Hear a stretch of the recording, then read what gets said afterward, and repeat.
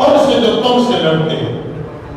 مطلب کیا کہ جو میدان کارزار میں آ جائیں، جو میدان عمل میں اتر جائیں، جو کہیں ہم نے لڑنا ہے، ان کے خلاف لڑو، پھر ان کے خلاف بالکل بڑھ چڑھ کے لڑو۔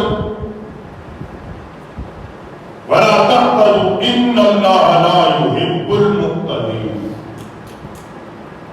حد سے نہیں، کیا مطلب حد سے؟ وہی حد سے نہیں بڑھنا، کسی ایسے بندے کو قتل نہیں کر دینا جو ہتھیار پھینک دے پھر بھی مار دو، گھر کا دروازہ بند کر دے پھر بھی مار دو۔ یہ اسلام کا اصول۔ آج عالم کفر اکٹھا ہو کے ہمیں ترغیب دے رہا ہے کہ ذرا انسانیت کی قدر، انسانیت کی قدر یہ کیا سکھائے گا؟ ہمیں تو دین رسول سکھاتا ہے۔ محمد عربی نے 14 صدیاں پہلے کہہ دیا کہ جب تم نے جنگ کرنی ہے کسی جانور کو بھی نہیں مارنا، دشمن کے کھیت کے کسی پودے کو بھی نہیں کاٹنا۔ اسلام کا آفاقی دین ایک ہے۔ اب عالم کفر کیا کر رہا ہے؟ کشمیر میں کیا ہے، فلسطین میں کیا ہے، بوسنیا میں کیا ہے، عراق میں کیا ہے، افغانستان میں کیا ہے، چیچنیا میں کیا ہے، برما میں کیا ہے؟ کیا اسلام کے ان جہاد اور جنگ کے اصولوں کو مد نظر رکھا؟ 10 سال کے بچے کو مار دیا گیا۔ اسلام کو کہتے تو بچوں کے خلاف ہتھیار نہیں اٹھائے جائیں۔ وَاقْتُلُوهُمْ حَيْثُ ثَقِفْتُمُوهُمْ وَأَخْرِجُوهُمْ مِنْ حَيْثُ أَخْرَجُوكُمْ۔ اور اگلی بات جو قرآن نے بیان کی، کافروں کو جہاں پاؤ انہیں نکال دو، جہاں سے انہوں نے تمہیں نکالا تھا۔ مِنْ حَيْثُ أَخْرَجُوكُمْ وَالْفِتْنَةُ أَشَدُّ مِنَ الْقَتْلِ۔ نبی پاک کے صحابہ کو اللہ ہوتے فرمایا محبوب اب انہوں نے جتنا ظلم کرنا تھا کر لیا، انہوں نے ظلم کی حد یہ کی کہ تمہیں تمہارے گھروں سے نکال دیا، تمہیں تمہاری زمینوں سے نکال دیا، تمہیں تمہارے آبائی وطن سے نکالا۔ اب میں اللہ تمہیں حکم دیتا ہوں ان کافروں کو بھی ان کے وطن سے نکال دو، لڑو۔ وَاقْتُلُوا حَيْثُ ثَقِفْتُمُوهُمْ، جہاں کو قتل کر دو ان کو۔ کن کو؟ وہ کافر جنہوں نے تم پر ظلم و ستم کیے ہیں، وہ ماضی میں کیے ہیں یا اب کر رہے ہیں۔ اسلام کا اصول پھر یہ ہے کہ اب چاہے وہ ہتھیار ڈالیں یا آگے لگ کے بھاگ جائیں، اب ان کو نہیں چھوڑا جائے گا۔ کیا وہ جب دیکھ رہے ہیں کہ اسلام طاقتور ہے، اب وہ پاؤں نہیں گر رہا، اسلام کا تب اس کا پاؤں نہیں گر رہا، قابل قبول ہی نہیں۔ کیونکہ جب اس کے پاس طاقت تھی اس نے ظلم کیا، جب اس کے پاس اقتدار تھا اس نے میرے محبوب تمہیں مکہ المکرمہ تیرے آبائی وطن سے تجھے نکال دیا، تیرے ماننے والوں کو میرا گھر دیکھنے سے روک دیا۔ کیونکہ شان نزول یہ تھا کہ جب سرکار ایک عرصے کے بعد عمرہ کے لیے آئے تو قریش مکہ نے کہا کہ عمرہ تو آپ نہیں کر سکتے۔ حالانکہ صحابہ نے کہا کہ ہمارا جنگ کا ارادہ نہیں ہے، ہم آئے اللہ کے گھر کو دیکھنے کے لیے، عمرہ کے لیے۔ انہوں نے یہ ایسا نہیں ہو سکتا، ہم نہیں کرنے دیں۔ قرآن وہی بات کہ جنہوں نے روک دیا تمہیں اپنے گھروں میں داخل ہونے سے، نکال دیا، تم کیا کرو؟ تم بھی وہی تمہیں حیث أخرجوكم۔ اب اللہ نے تمہیں بھی طاقت دی، نکالو ان کو، بے دخل کر دو ان کو یہاں سے۔ اب ان کا کوئی کام نہیں حرم کی سرزمین پر، مسلمانوں کی سرزمین پر ان کا کوئی کام نہیں، ان کو نکالا جائے۔ پھر نکالا گیا، پھر نکالا گیا ان کو وہاں سے۔ نبی پاک علیہ السلام کا جب آخری زمانہ تھا، سرکار نے آہ بھری، سرکار نے فرمایا کاش میرا رب مجھے زندگی کی مہلت دے، میں حرم کی زمین کو یہودیوں سے پاک کر دوں گا، حرم کی زمین کو مشرکوں سے پاک کروں گا۔ مکہ المکرمہ مدینہ النبی کی زمین کو، عرب کی زمین کو ان سے پاک کروں گا، میرے نبی نے یہ کہا۔ پھر سرکار وہ سارے ظاہری کر گئے. صدیق اکبر کے دور میں کچھ کو نکالا گیا. پھر جب دور فاروق اعظم آیا، عدل و انصاف کے بادشاہ کا دور آیا، مجاہد ملت اسلامی کا دور آیا، خلیفہ دوم کا دور آیا، فتوحات اسلامی کا دور آیا، جنگائم کا دور آیا. پھر سیدنا فاروق اعظم نے ایک لائن کو کھینچ دیا، فرمایا دو ہی شرطیں ہیں عرب میں رہنے کے لیے، یا تو اسلام کو قبول کیا جائے یا محمد نبی کے دین کو قبول کیا جائے، نہیں دوسری آپشن ہے میرے نبی کے شہر کو چھوڑ دیا جائے. نہیں چھوڑو گے پھر فاروق اعظم تمہارے ساتھ اعلان جہاد کر رہا. پھر جنگ کی گئی، یہودیوں کو عرب سے نکالا گیا، عیسائیوں کو نکالا گیا، بت پرستوں کو نکالا گیا. یہ کیونکہ قرآن نے کہا تھا حیث اخرجکم، میرے نبی کے غلاموں جیسے انہوں نے تمہیں نکال دو، ان کو میں رب کہہ رہا ہوں، میں اللہ کہہ رہا ہوں ان کو نکال دو. حیث ثقفتم اخرجوا من حیث اخرجکم والفتنة اشد من القتل. صرف نکالنا ہی نہیں ہے، ان کو قتل بھی کرو جہاں مل جائے. کیوں؟ ان کا جو قتل ہے وہ، ان کا جو فتنہ ہے وہ قتل سے بھی برا ہے. یہ جو فتنہ پیدا کرتے ہیں یہ کافر، جب یہ جلیانجھال رہیں گے یہ فتنہ پیدا کریں گے، سازشیں کریں گے، چال چلیں گے، اور وہ ایسی چال چلیں گے تمہارے خلاف مسلمانوں کہ ایسی چال اگر کوئی کسی کو ناحق قتل کر دے اس کا اتنا نقصان نہیں ہوگا جتنا نقصان یہ چال چل کے کریں گے. اسلام کہتا ہے یہ کبھی بھی خاموش رہنے والے نہیں ہوتے بھی سارا، یہ مسلمانوں کے خلاف چال چلتے رہیں گے، منصوبہ بندیاں کرتے رہیں گے. حل کیا رب نے دیا؟ حل رب نے دیا، فرمایا والفتنة اشد من القتل ولا تقاتلوهم. حال ان کا یہ ہے ان کو جہاں پاؤ پھر قتل کر دو،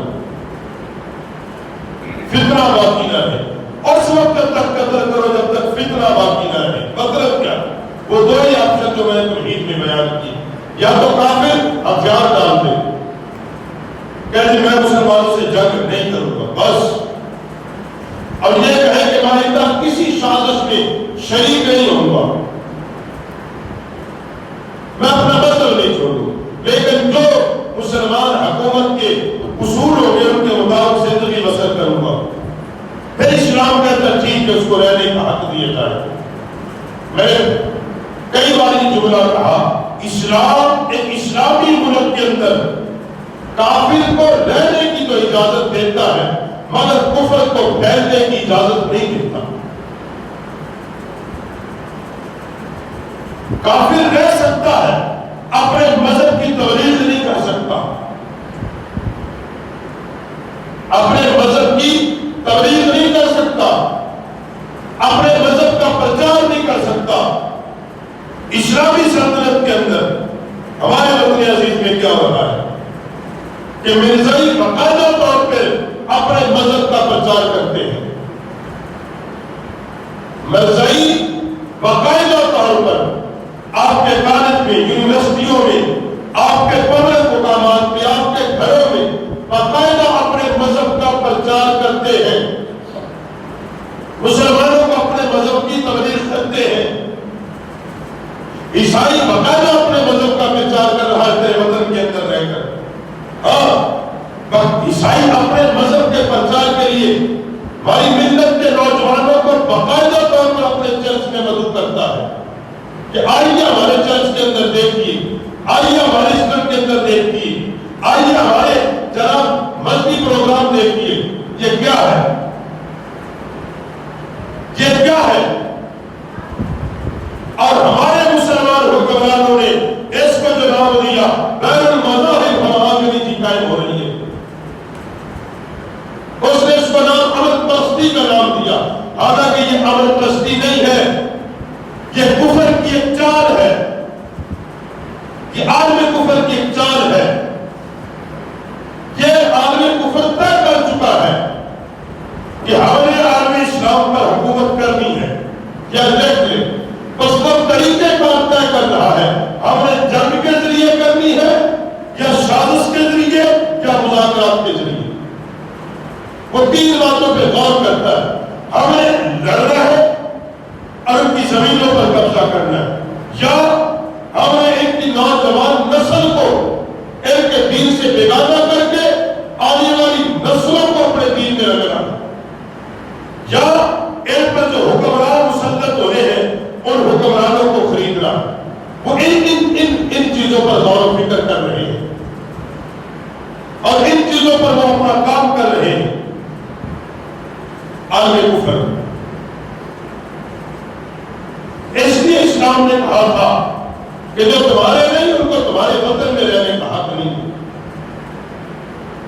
اور پھر قرآن کا المسجد الحرام حتی یقاتلکم فی سبیل فیہ، فرمایا فَإِنْ قَاتَلُوكُمْ فَاقْتُلُوهُمْ كَذَلِكَ جَزَاءُ الْكَافِرِينَ۔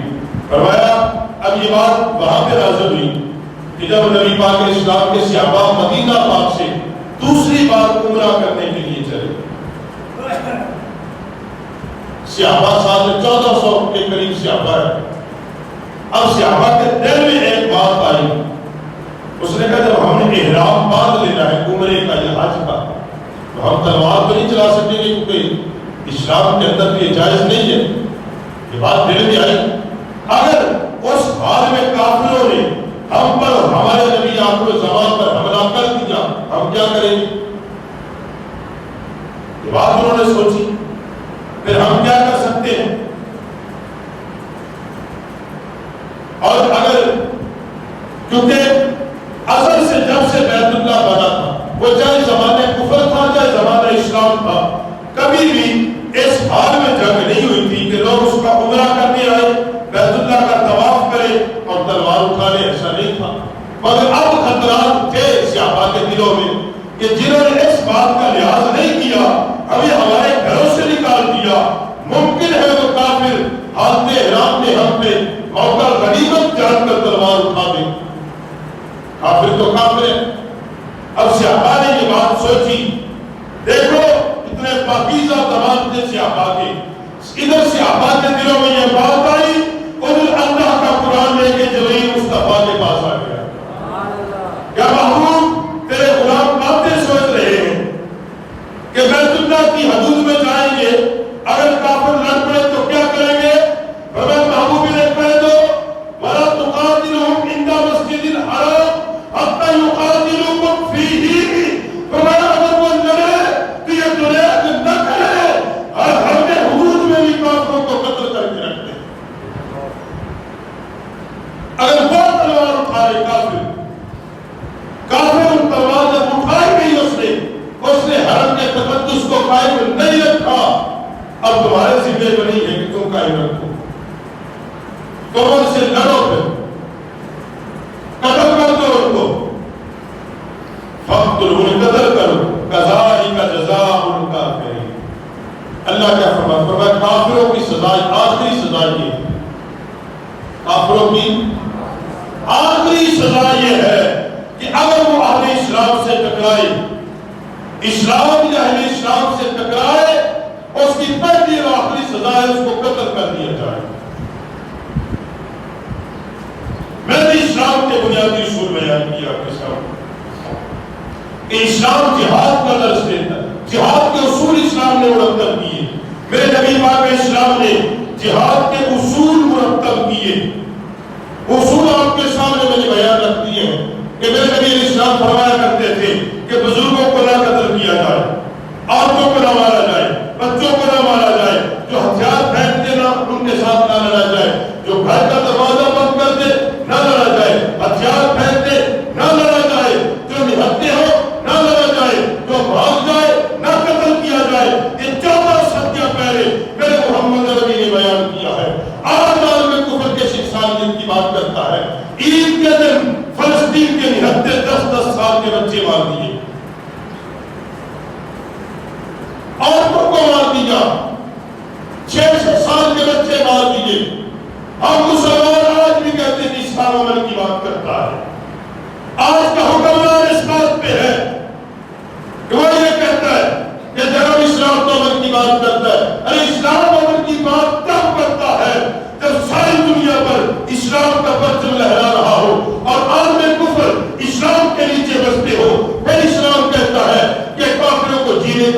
دیا جائے، اہل کفر کو زندہ رہنے کا حق دے دیا جائے۔ جب کفر ٹکرائے مسلمانوں کو قتل کرے، مسلمان عورتوں سے زناکاری کرے، مسلمانوں کی بیٹیوں کی عزتیں لوٹے، تمہاری زمینوں پر قبضہ کرے، اسلام کہتا ہے پھر ان کی زمینوں کو بھی نہ چھوڑا جائے۔ اب بتاؤ بیت المقدس مسلمانوں کی زمین ہے کہ کوئی نہیں؟ جی کیا بیت المقدس مسلمانوں کی زمین نہیں؟ آج پہ کیوں نہیں مسلمان اٹھا؟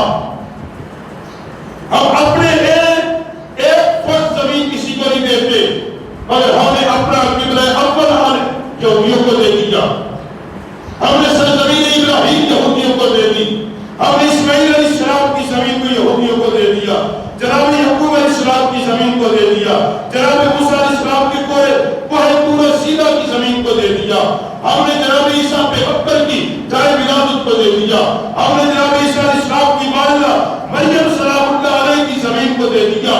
کس کو دیا؟ اہل کفر کو دیا۔ کیوں نے دیا؟ مسلمانوں نے خود دیا ہے۔ آج بھی انہوں نے نہیں کہا اسلام حدودوں کا پابند نہیں، اسلام سرحدوں کا پابند نہیں، اسلام دست واحد کی طرح ہے کہ مسلمان کو جہاں بھی تکلیف ہو اسلام یہ کہتا ہے کہ پھر اٹھا جائے۔ بدقسمتی یہ ہے کہ سخت بات ضرور ہے، چاہیے جس سمر میں بھی آئے ہم اس کی سزا لینے کو تیار ہیں۔ بدقسمتی ہے، بدقسمتی ہے کہ اقوام متحدہ اپنے کہنے پر اسلامی ملکوں کی فوج امن دستے غیر ملکوں میں تو جاتے ہیں، کسی امن کو قائم کرنے کے لیے جا رہے ہیں، وہ لڑنے والے مسلمان فوج کے سپاہی ہیں، مگر نہیں گئے تو فلسطین کی سرزمین پر نہیں گئے۔ کیا گئے کہ وہاں امن کی ضرورت نہیں ہے؟ جی کیا فلسطین میں امن قائم کرنے کی ضرورت نہیں؟ کیا کشمیر میں امن قائم کرنے کی ضرورت نہیں؟ کیا افغانستان میں ضرورت نہیں؟ کیا عراق میں ضرورت نہیں؟ بوسنیا میں ضرورت نہیں؟ پھر سمجھو جہاں کفر کو اپنا خطرہ ہوتا ہے، کفر وہاں یہ بات کرتا ہے کہ یہاں امن قائم کرنے کی ضرورت ہے۔ جہاں مسلمان کٹ رہے ہوتے ہیں کفر کبھی امن کی بات نہیں کرتا۔ کیا پاکستان کے حکمرانوں کو نہیں چاہیے تھا کہ یہ پاک فوج کے دستے اسی لوگ پر بھیجتے کہ ہم فلسطین میں قیام امن کے لیے جا رہے ہیں؟ کیا سعودی عرب کی 36 ملکوں کی فوج اکٹھی کر کے بیٹھا ہے؟ میں نے جب پڑھی تھی اس وقت ایک بات کہی تھی اور مجھ سے بڑے سارے لوگ ناراض ہوئے تھے اور بڑے سارے لوگوں کے پھر فون بھی بحث ہو کے آئے تھے کہ حضرت زبان سوال کے بات کیا کرے، کیا وقت نے ثابت نہیں کیا؟ میں نے کہا تھی 36 ملکوں کا اتحاد اسلام اور مسلمانوں کا دفاع کے لیے نہیں، یہ سعودی عرب نے اپنے دفاع کے لیے بنائی ہے، یہ عرب نے اپنے دفاع کے لیے بنائی ہے۔ آج کیا ثابت نہیں ہوا؟ مسلمان ملکوں میں کفر نے حملہ کیا، کیا سعودی عرب نے یہ بات کی کہ 36 ملکوں کی فوج لڑے گی کھڑی ہو کے کفر کے ساتھ؟ میں نے اس وقت تک بھی یہ بات کہی تھی جب یہ بنی تھی، میں نے کہی مسلمانوں کو بہت بڑا دھوکہ دیا جا رہا ہے، یہ مسلمانوں کو ایموشنل بلیک میل کی جا رہی ہے کہ کعبۃ اللہ پہ حملہ ہو جائے گا اگر اکٹھے نہیں ہو گئے، مدینہ النبی پہ حملہ ہو جائے گا اگر اکٹھے نہیں ہو گئے۔ یہ ایموشنل بلیک میل سے سعودی عرب اپنے دفاع کے لیے یہ اکٹھی کر رہا ہے۔ اس نے کی، اگر وہ کفر کے خلاف اتنا ہی سنجیدہ ہے کیا اس نے اسرائیل کی پروازوں کو بند کیا اپنی سرحد میں کراس کرنے سے؟ جی کیا اس نے کوئی ایسا اجلاس ہنگامی سطح پہ بلایا؟ کیا اس نے اہل کفر پر یہ دباؤ دیا کہ تم کون ہوتے ہو جو قبلہ اول کے اوپر حملہ کرنے والے ہو؟ اگر تم امن نہیں کر سکتے پھر ہم بھی رسول اللہ کے دین کے داعی ہیں، ہم بھی مسلمانوں کی حمایتی ہیں، ہم ہر قیمت پہ بائیں سے بچا دیں گے۔ نہیں کہا، ہم صرف مذمت کی حد تک قائم رہے۔ ہم نے کہا ہم مذمت کرتے ہیں۔ میں اکثر یہ بات کہہ رہا ہوں، اہل کفر کبھی مذمت سے ٹھیک نہیں ہوگا، اہل کفر ویسے ٹھیک ہوگا جیسے اللہ اس کے رسول نے بیان کیا ہے، اور وہ طریقہ جہاد کا علم ہے۔ بنانے کا عالم ہے، وہ طریقہ وہی ہے کہ اہل اسلام اکٹھا ہو اور کفر کے سامنے کھڑا ہو جائے۔ اس نے کہا اور یہ بات میں بتا دوں، مسلمانوں کے حکمران بات تو کر کے دیکھیں، نبی کی ساری امت کفر کے خلاف سینے سفر ہو جائے گی۔ اس لیے حضرات آج بھی فلسطین پر ظلم ہے، آج بھی افغانستان پر ظلم ہے۔ دہشت گرد ایک وہ مانوی ہے جو صرف جہاد کی تقریر کرے، ہاں میں ہزاروں دفعہ ان مولویوں پر پرچہ کاٹتی ہے، تقریر ختم ہوتی ہے، اگلے دن FIR آ جاتی ہے، حضرت آپ کے خلاف تھانے میں پرچہ درج کس بات کا؟ جو آپ نے کل تقریر کی۔ ہماری باتیں جارحانہ، ہماری باتیں دہشت گردانہ، اور وہاں نومولود بچوں کو ایک مہینے کے بچوں کو بمباری کر کے کفر مار دے، وہ پھر ہمیں پسند ہے جی، وہ پھر بھی ہمیں پسند ہے۔ گھر کو آگ لگی گھر کے چراغ سے، بات اتنی آج بھی ضرورت ہے ہمیں بھائیوں، ہم یہ آخری درجہ ہے جو میں حق ادا کر رہا ہوں، ایمان کا مقصد ہی کہتے ہیں یہ آخری درجے کی بات جو، کیونکہ ہمارے پاس اتنی ہے کہ اللہ نے ہمیں نعمت دی، ہم بات کر رہے ہیں۔ اللہ نے آپ کو دیا، آپ اپنے دلوں میں کفر کے خلاف نفرت رکھیں، بھرپور رکھیں، اور آخری درجہ دعا کیا کریں۔ بس اے مالی کے بیٹے ہم بڑے بے بس ہیں، ہم مجبور ہیں، میرے اللہ ہمارے بازو میں اتنی طاقت نہیں ہے، اے میرے اللہ تو ہمارے مسلمانوں کی مدد فرما، اے اللہ ہماری بیٹیوں کی عزت سلامت کر دے۔ یہ بات یاد رکھو، یہ بات بیت المقدس تک نہیں رکے گی، یاد کر لیں مسلمانوں، وہاں تک نہیں رکے گی۔ یہ بات جیسے کہ میرے استاد گرامی کہا کرتے تھے کہ بات مسجدوں کے سپیکر تک نہیں رکے گی، بات گھر گھر جائے گی، دین کے خلاف گھر گھر گئی۔ اس سے اوپر کیا ہوگا کہ قادیس کے عید کے بھی اجتماع نہ کریں، اور ہم نے کہا جب کنفرم کیا کئی جگہوں پہ بڑی مختصر عید پڑھی گئی، آگے کے لوگ گھروں میں عید پڑھ لیں۔ جس حکومت کو عید کا شرعی مسئلہ ہی نہیں پتا یار، اور اس کے جو وہ بڑے بیٹھے ہیں دیندار، وہ طاہر اشرفی جیسے جی، اور جناب وہ ہمارا نور الحق ہے، اب میں اس کو کیا کروں، وہ نور الحق ہے کہ منظور الحق ہے کہ وہ سور الحق ہے، اب ہے وہ کیا جی، نور الحق کا تمہارے کچھ اور ہوتا ہے، اب سور الحق ہی کہہ لے اس کو۔ نور الحق کا تو پہلا ہو کہ حق کا نور، جو حق کا نور ہوتا ہے وہ کفر کی حمایت نہیں کرتا جی، آپ کو سمجھے، جو اشرف ہوتے ہیں وہ اعلیٰ ہوتے ہیں، یہ تو ویسے بدتر ہے۔ عید گھر میں پڑھ لیں، ان بیچاروں کو اتنا نہیں مسئلہ کہ بندوں مردوں کی عید گھر میں نہیں ہوتی، کیونکہ عید کے لیے جماعت کا ہونا شرط ہے، عید کے لیے جماعت کا ہونا شرط ہے، اور ایسی جگہ پہ عید پڑھی جائے یا عید گاہ ہو یا ایسی جامعہ مسجد جہاں باقاعدہ نماز جمعہ 5 وقتانہ نماز باجماعت ہوتی ہو، اور عید کے لیے عربی خطبہ لازم ہے، جو بعد میں عربی خطبہ پڑھا جاتا ہے۔ اب تک گھروں میں پڑھیں گے، گھروں میں کون سے گھر والوں نے درس کی نظام پڑھا ہوا ہے جی، 10 سنت کا جی 4-5 بندے ہو رہے ہیں جی، وہ لوگ چالو ہے نا، ویسے پتہ لگتا ہے کہ عید یا 2 رکعت 6 تکبیرہ کی میں کرنی ہے جی، گھروں میں خود لے جس حکومت کے مولویوں کو یہ نہ پتہ ہوئے انہوں کی قابلیت کا اندازہ تسی آپ بھی حال ہو کہ جنہوں نے ایسی سمجھ نہیں کہ عید پر واسطے شرائط کی ہے، ایسی قوم لوگ کی کہہ رہے ہیں عید گھروں میں پڑھ رہے ہیں، عید گھروں میں کیسے ہو جائے گی؟ عربی خطبہ شرط ہے، باجماعت ہونا شرط ہے، 6 تکبیریں شرط ہیں، امام کو ہونا شرط ہے جی، کھلی جگہ یا عیدگاہ ہو یا کھلا میدان ہو یا جامع مسجد کھلی ہو، وہاں عید کی نماز ہوتی ہے جی، گھر پڑھ لو۔ یہ تو عورتوں کے لیے کہ جو عورتیں نہیں جا سکتی وہ گھروں میں شکرانے کے 2 نفل پڑھیں گی، وہ بھی مردوں کی طرح 2 رکعتیں نہیں پڑھیں گی، وہ عید کے دن گھروں میں 2 رکعت نماز بطور شکرانہ نفل پڑھیں گی، 2 نفل پڑھیں گی۔